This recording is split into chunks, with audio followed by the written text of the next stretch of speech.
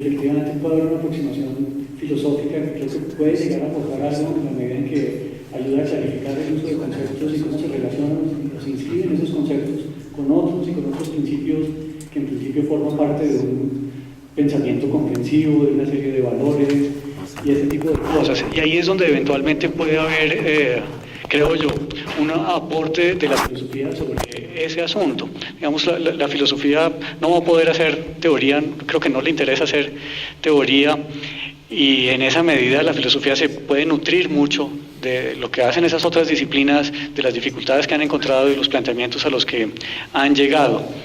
Me llama la atención el caso que usted reseña, porque, pues, aunque parezca curioso, pues casos semejantes pues hay registrados en la historia de la humanidad, por suerte o por desgracia, desde hace mucho tiempo.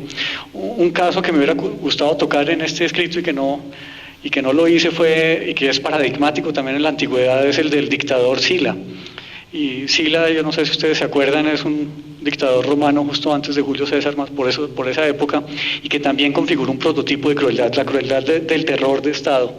Y la crueldad de una persona que no tenía ningún problema en matar 1000 personas en el hipódromo mientras promovía leyes en el Senado para que los senadores, mientras oían los gritos de las personas que estaban matando en el hipódromo, pensaran mejor si estaban de acuerdo o no con lo que proponía Sila.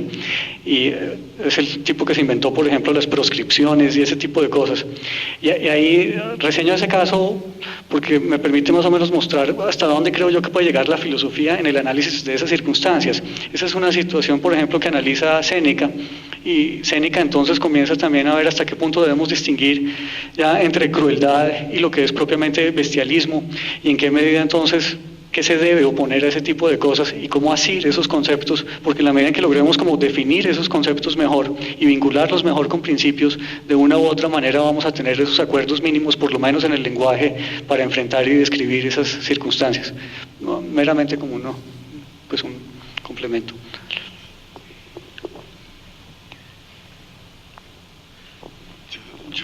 La verdad, el caso es interesante porque, claro, pone un poco al revés todo lo que desde la prensa uno podría haber deducido del caso del Salado. Sí quisiera que de pronto Wilson o Camila pudieran comentar este caso, porque a mí me parece que más allá además de lo que llamaríamos la ficción, de lo que usted señala como ficción sensorial, yo diría que hay una especie de proyección de las intenciones del otro en la reconstrucción del relato, porque efectivamente probablemente los familiares de víctimas querrán adjudicarle alguna intención a los perpetradores de estos crímenes, es decir, probablemente no aceptan que pueda ser una crueldad absolutamente fría y calculada al punto de que todo este espectáculo no tenga ninguna emocionalidad y ninguna intención detrás de él. Entonces yo diría, valió la pena pensar si ese concepto que esta mañana parecía tan problemático, que es el de intencionalidad, podría ser utilizado aquí para tratar de discutir este ejemplo. Yo me voy con perdón, Camila y Wilson, pero me voy a atrever a responder a la solicitud que está haciendo Adolfo. Yo lo veo así. De todas maneras, cuando uno trabaja sobre el problema del mal, está permanentemente enfrentado a una tensión muy problemática y muy demandante, digamos, para quien se ocupe del tema, y es la tensión entre las dos perspectivas, un poco a lo que se refiere Adolfo, entre la perspectiva del victimario y la perspectiva de la víctima. Eso es así que la víctima tiende a sobredimensionar el daño que se le ha hecho, y, digamos, con ayuda de la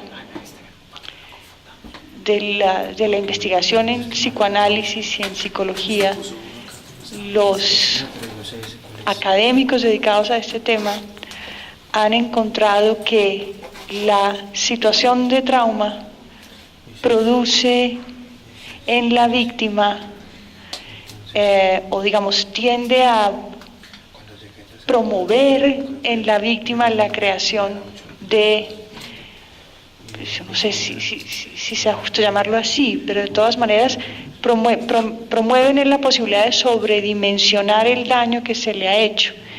El daño que se le ha hecho de todas maneras ya, con mesa o sin mesa, con atrio o sin atrio, con motosierra o sin motosierra, el daño sobre la víctima es innegable, es innegable. Lo que ocurre es que en la medida en que ella cuenta lo que provocaron sobre su cuerpo, sobre el cuerpo de su hijo, inmediatamente, para ella es muy fácil, y para nosotros que somos los testigos de su historia, es muy fácil sobredimensionar no tanto el daño como las intenciones crueles del perpetrador. Entonces, a mí me parece que de todas maneras la filosofía, y con esto quizás Felipe sí me parece, la filosofía tendría que, de la mano de los recursos que ofrecen la antropología y la historia, responder a esa tensión, responder a las exigencias que esa tensión plantea.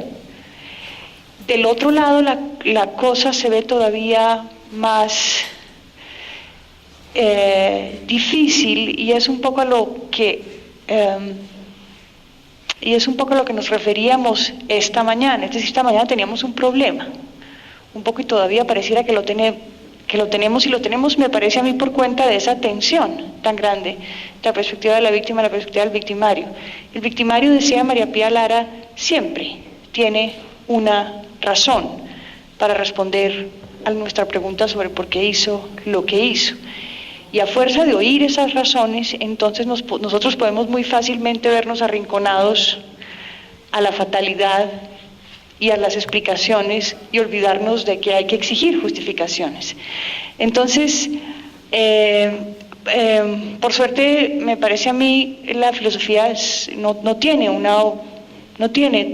y probablemente no la tenga, una respuesta como definitiva a este tipo de tensiones, pero a mí me parece que ahí debe quedarse la filosofía, justamente donde se plantea esa tensión, no para decir, ni mucho menos, justamente y no para decir, los familiares de las víctimas de la masacre del Salado alucinan, no, sino ¿por qué?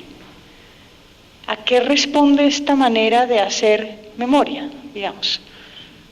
¿Qué herramientas conceptuales, de qué herramientas conceptuales nos podemos servir nosotros para mirar a ver a qué responden esa manera de hacer memoria?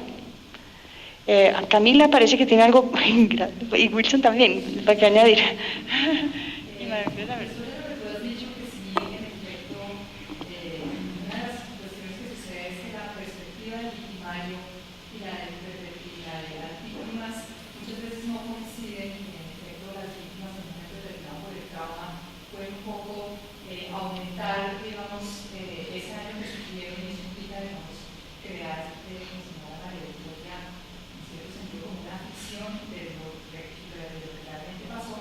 También creo que hay que tener en cuenta el contexto político en donde esos actos se han llevado a cabo.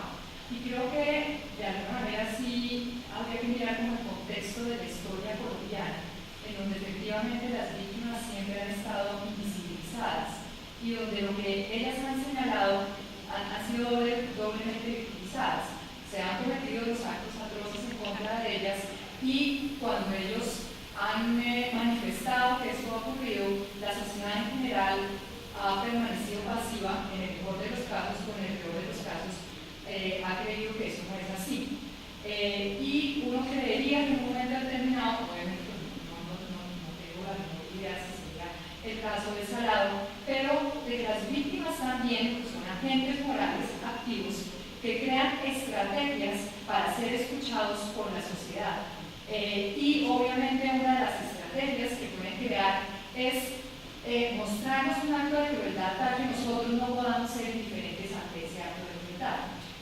Obviamente estoy especulando porque no sé si sea el caso, pero digamos el contexto político en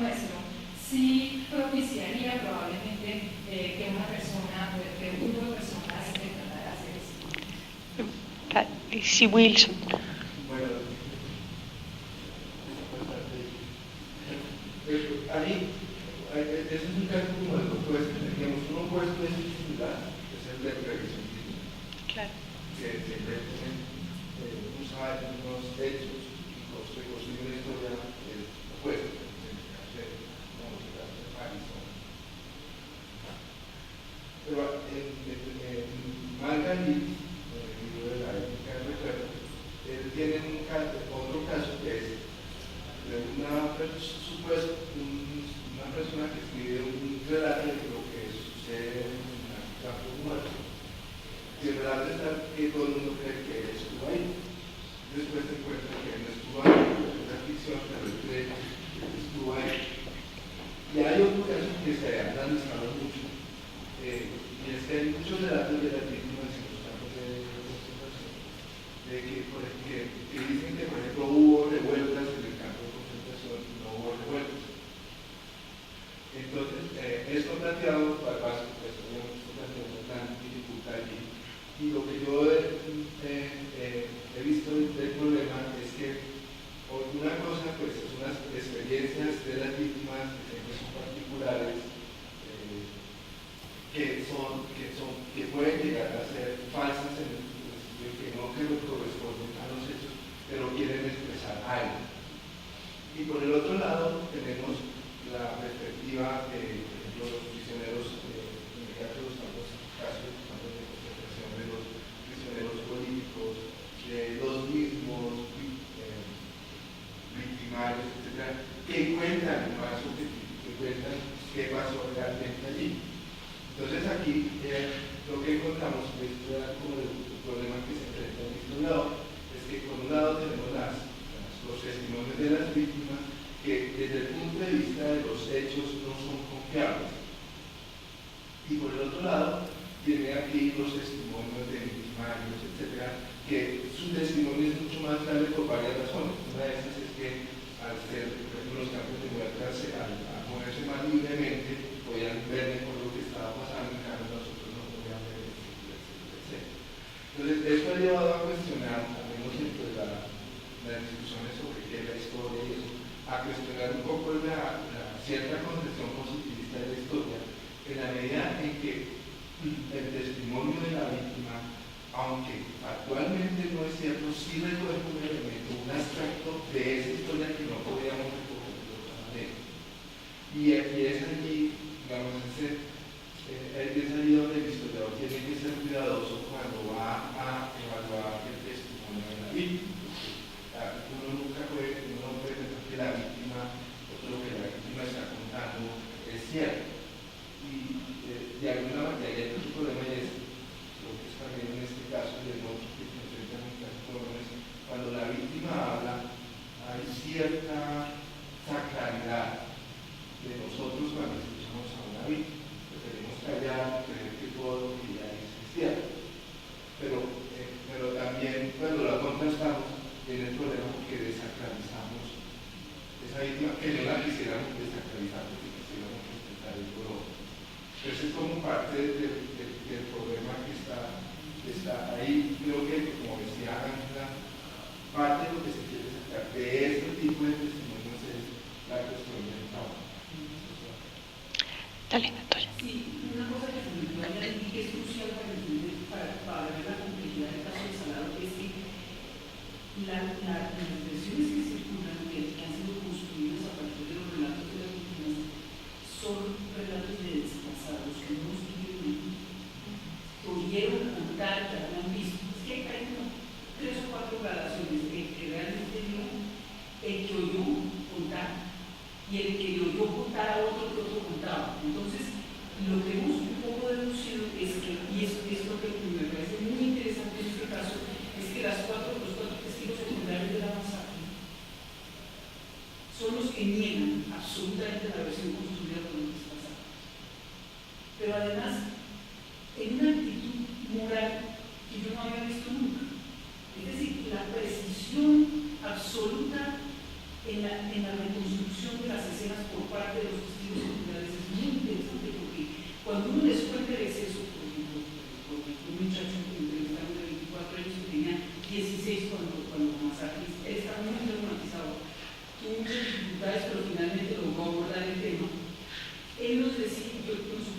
preguntábamos, ¿es cierto que utilizaron la mesa del altar para descuartizar a la gente? Y él se tomó la molestia de describir por qué eso no había sido así. Dijo, mire, la iglesia tenía un candado, ese candado nunca se abrió, esa iglesia nunca se abrió mientras estuvieron los paramilitares ahí. Las mesas que estaban en la plaza cuando llegó la gente después de muchos días eran las mesas que las mismas habitantes del pueblo habían sacado, habían puesto allí para subir los cuerpos para evitar que se los comieran los perros.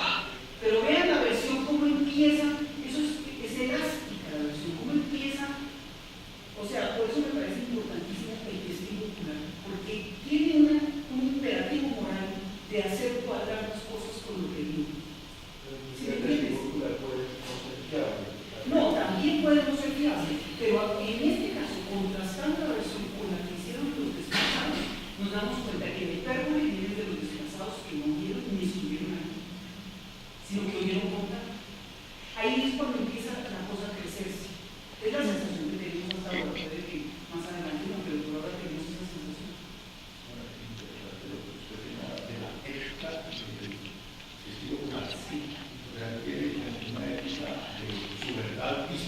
Tiene una necesidad de aclarar eso que se está diciendo no. Y eso es muy interesante. No hay defensa a nadie. No, no. Defensa de su haber mirado, de su haber visto. Exacto, de su condición de testigo. Bueno, yo sé que hay otros, mucha gente que quisiera ahora hacer preguntas.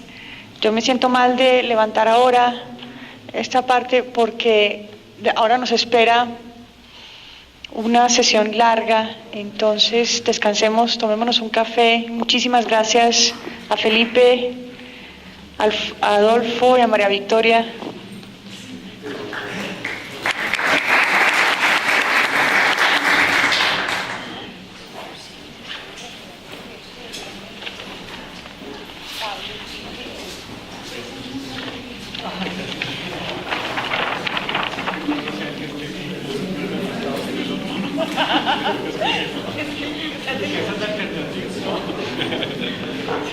Este me sirve.